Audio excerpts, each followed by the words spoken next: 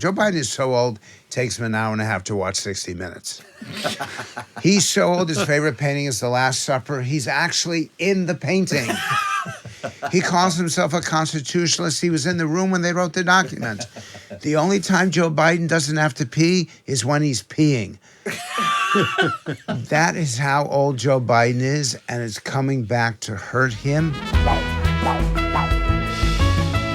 What can you tell us about the US election? How do you win a US election? So while we were off the air, I was trying to figure out the words I can use and the words I can't use. And Peter gave me an entire list of words I can't use. Some of which I'd never heard before. They were filthy. So when he speaks, I'm going to translate the American version of what Peter Mandelson has to say.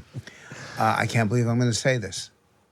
But if the election were held today, and now he pays attention. Now Danny looks up. Danny's working. Yeah. If the election were held today, Donald Trump would be elected president. He is up at least 5 points in 268 electoral votes. All it takes is 270. So you can summarize the American election in 3 states, Pennsylvania, Michigan, and Wisconsin, and he is actually leading in all 3. Convicted 34 times of felonies, unanimous convictions, and Donald Trump went from 3 points up to 1 point up, and all the media is screaming that Trump actually fell back 2 points. The man was found guilty, and he only fell back 2 points. What the hell does he have to do? Actually kill someone on Fifth Avenue? Well, that was a joke that he made years ago, and it turns out he's probably right. And it turns out he's probably right. And the truth is, the way the Democrats are attacking him is making him stronger and stronger. You don't go at someone with hysteria. You don't shout at them because people stop listening.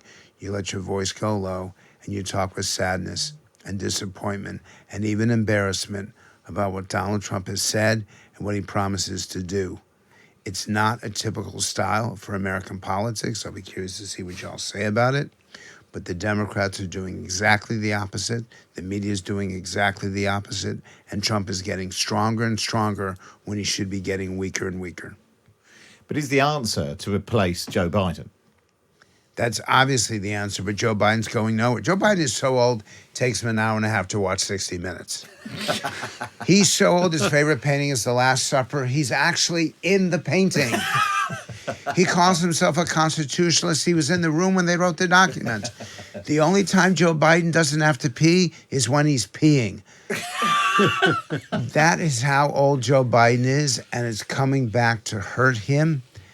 And if you believe that you don't want Donald Trump, then you have to wonder why the Democrats are doing this.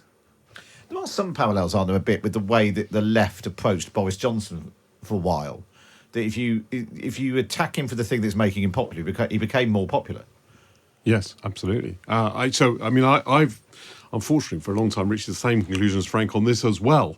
I think it's a lot of people said, Donald Trump can't possibly win, but that is very British perspective. Frank, can I ask you this question? One of my theories, and it may be wrong about it as I'm too distant, is that part of the problem is that the Democrat, we notice how, in quotes, crazy the Republican Party has become, and I think both you and I agree it's now a threat to democracy. And but we possibly haven't noticed how alienating and in many parts of it crazy a lot of Democrats have become. And that I think is one of the things that means that the Democrats can't, as well as Biden's age, that means that Democrats can't detach Republicans. Is that a fair thing to say? I think it's fair, and it's one of the reasons why it would have been nice for a third-party candidate to have run, even though they could not have won. I wanted somebody like Joe Biden or the former Maryland governor, any of these people, to be able to be there on the debate stage and to be able to put their hand up to Joe Biden and put their hand up to Donald Trump and say a single word with an exclamation point. Enough.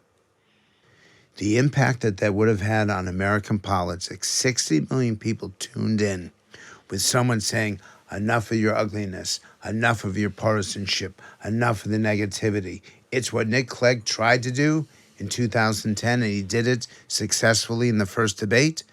That's exactly what Americans need right now, but there's no one to do it. Robert Kennedy says he's got worms in his brain. He's not the third-party candidate. Can you explain what Robert Kennedy would have to do? What would he have to achieve to get on the ballot?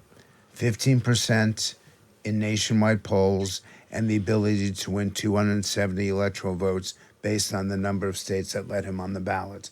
He's there in the polling, but he's not there in getting on enough ballots, so they will not let him into the debates, which start in 3 weeks. The very first debate is going to be June 27th. That is going to be the most important day of this campaign.